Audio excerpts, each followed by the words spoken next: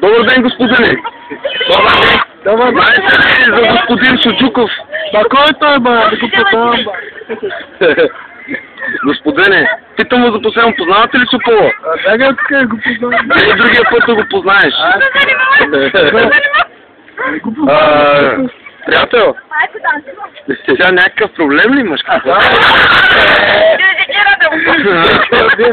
Приятел, бослим с камерата по главата.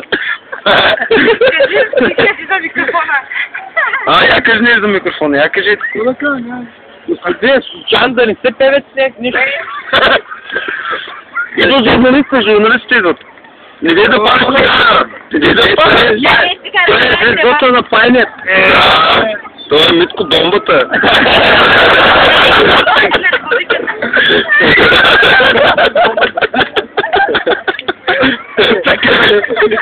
Значи този човек, както го гледа ти, има къща, както го гледа ти тежи около 90 кг, на 25-6 годишен, на 2 деца баща,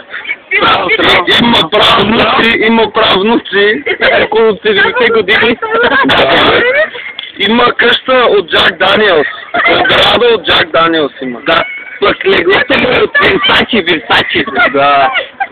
Пък гардероба от Армани. Да. Вижте го това, човек, вижте го. Чукал, вижте лепната е от голфа и мързелив. Палачо. На сина му на количката. Наскоро горкия го изгониха от палатките. Палачо. Виж го, той е малкия, виж го. То се на гьокито, брат му на гьокито. Да, бе. То с малкия се казва Калуянчо. Да, къде е Калуянчо? Не е Калуянчо.